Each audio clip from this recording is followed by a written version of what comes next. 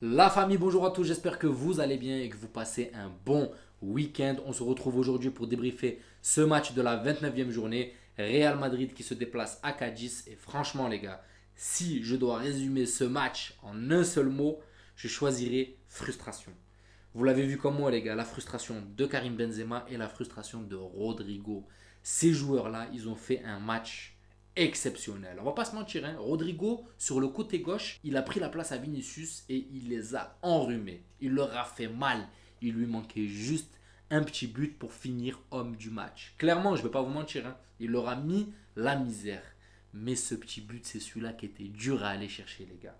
Vous savez à qui m'a fait penser quand je vois Rodrigo jouer comme ça, là? Il me fait penser à Vinicius, pas la saison dernière, celle d'avant.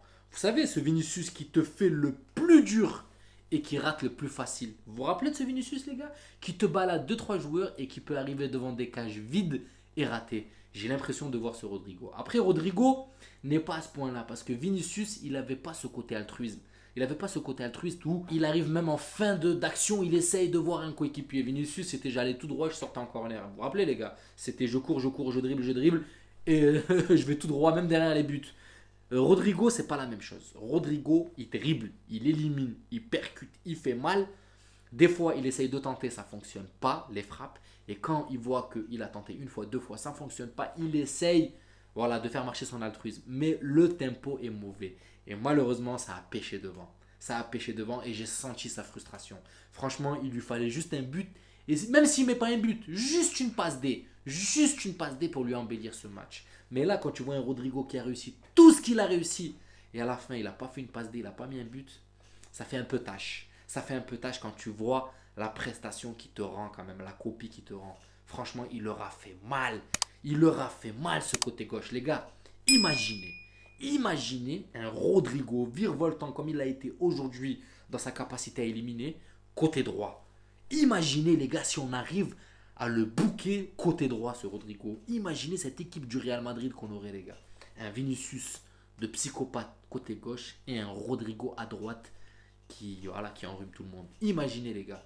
Je pense que Rodrigo, comme je l'ai dit dans l'ancienne vidéo, il est sur sa rampe de lancement. Vous vous rappelez les gars, l'ancienne vidéo j'ai dit quoi? J'ai dit que Vinicius l'année dernière il était sur la rampe de lancement. Aujourd'hui il est lancé. Eh ben, aujourd'hui je dirais que c'est Rodrigo qui est sur la rampe de lancement. Et peut-être qui sait l'année prochaine on aura un Rodrigo de feu. La deuxième frustration de la soirée, les gars, c'est Karim Benzema. Et je vais pas vous mentir, le 9 lui aussi, il a fait un match de ouf. Il a fait un match exceptionnel. D'ailleurs, même les commentateurs, ils n'ont pas compris pourquoi Karim Benzema a joué 90 minutes plein alors que tu as mis Modric au repos, tu as mis Kroos au repos, tu as mis Vinicius au repos. Comment ça se fait que Benzema, il joue 90 minutes plein? Faut pas être con, c'est logique. Quand tu vois qu'il est à 3 longueurs de Lewandowski, ça se voit qu'il veut aller récupérer le Pichichi. Et je pense qu'il avait tellement envie de marquer que ça a pêché malheureusement. Il avait tellement envie de mettre ce but ou ces buts pour attraper Lewandowski que malheureusement il n'a pas réussi à le faire. Et pourtant il y avait la place. Hein. Il y avait la place les gars. Combien d'occasions il a raté? Vous savez combien de frappes a fait Benzema aujourd'hui? 10 frappes. Sur les 25 frappes du Real Madrid, Benzema il en a mis 10. Il a tenté 10 frappes. Et malheureusement, poteau, barre, voilà, aujourd'hui, c'était pas son jour. Il y a un autre truc que je lui reproche à Karim Benzema. Alors en fait, c'est un reproche sans être un reproche. Pourquoi? Parce que c'est son style de jeu. Voilà, c'est sa marque de fabrique, la combinaison. Benzema, ses combinaisons, surtout là, vous avez vu avec Asensio là. D'ailleurs, petit litige, moi j'aurais dit penalty. Après, vous me dites ce que vous en pensez dans les commentaires, mais pour moi, il y a clairement penalty. Le défenseur, la Fali, il me semble, il attrape, il le tire. Au moment où il met son extérieur du pied, ça le déséquilibre. Il y a des arbitres qui auraient sifflé pour moins que ça, les gars. Donc pour moi, il y a penalty. Mais ce que je lui reproche, et en même temps, comme je disais, c'est pas un reproche, c'est de combiner et de surcombiner. Alors des fois, les gars, tu vois que Benzema, il combine dans un mouchoir de poche, dans un ascenseur, dans 1 mètre carré, ils te font des trucs de fou. Asensio, Rodrigo et Benzema, c'était une dinguerie sur ce match. Mais des fois, tu vois que c'est surcombiné. C'est surcombiné. Des fois, tu vois qu'il y a moyen d'armer une frappe et ils veulent rentrer avec le ballon dans les cages. Et ça, c'est ce que je leur reproche. Des fois, il faut arrêter avec l'altruisme et il faut tenter. Il faut frapper. Dès que ça s'ouvre, dès qu'il y a une ouverture, il faut vouloir arrêter d'aller chercher une passe dans ce trou et au lieu d'aller chercher une passe, de mettre une frappe. Nacho, il est arrivé, il a contrôlé, il a levé la tête, il a vu un trou, frappe, but. Et pourtant, c'était pas une frappe de ouf, hein. Une petite frappe légère, légèrement flottante qui rase le sol dans le petit filet, but. But. Il s'est pas cassé la tête. Asensio, la même chose. Asensio, contrôle, lève la tête, le petit coin, son gauche comme d'habitude, les gars. Asensio, on a l'habitude de son pied gauche, but. Voilà. Pas trop de combinaisons. Des fois, la simplicité, c'est mieux que trop de combinaisons. Après, c'est sûr que les combinaisons, si elles passent, on dira qu'il a mis un but benzemesque. Il n'y a que lui qui a le secret de ces buts-là. Mais des fois, il a l'opportunité de moins se prendre la tête. Et justement, s'il veut aller chercher Lewandowski, il doit tenter. Regardez le Benzema contre l'Espagne avec l'équipe de France en Ligue des Nations, demi-finale, il me semble. Regardez. Il est, je sais pas, il doit être à quoi 20, 20, 22, 23, 24 mètres. Contrôle, il lève la tête, frappe, but. Cette saison, on sent que Benzema, il tente pas les frappes qu'il tentait l'année dernière. L'année dernière, il en tentait trop des frappes. Mais là, cette année, il y a trop de combinaisons. Alors oui, c'est sa marque de fabrique. Oui, on aime le voir comme ça. Mais il ne faut pas aller dans l'exagération parce que ça peut lui porter préjudice. Sinon, dans la globalité, ça a été un très bon match du Real Madrid, les gars. Ça a été maîtrisé. Quand vous regardez le milieu de terrain, Asensio et Ceballos, ils ont fait le taf.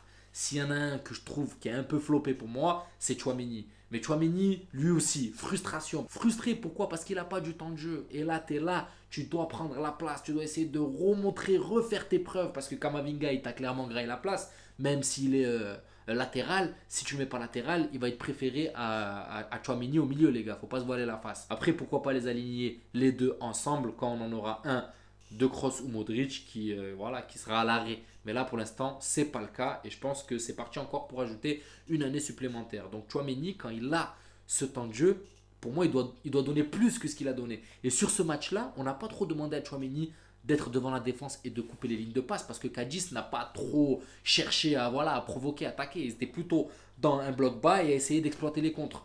Donc, il avait l'opportunité d'aller de l'avant. Il pouvait aller se créer des opportunités, tenter des frappes, tenter des percées, mais il les a pas fait. Il les a pas fait. Alors que Eduardo, il est rentré en l'espace de 20 minutes, certes. Il a fait quelques erreurs, mais en l'espace de 20 minutes, déjà, il a commencé à percer. Du côté gauche, en tant que latéral, tu le vois rentrer au milieu et percer. Chose que Tchouaméni ne fait pas. Et je pense que c'est le petit plus qui fait la diff entre les deux. Défensivement, les gars, on va pas se mentir. Militao, c'est le patron. Et tu peux pas faire un débrief du Real Madrid sans parler de Militao, les gars. Franchement, ce joueur, au bout de 5 minutes de jeu, il a montré à l'attaquant de Cadiz, je ne sais plus comment il s'appelle, c'était qui le patron. En 5 minutes de jeu, il lui a dit calme, la protection de balle sur la sortie là.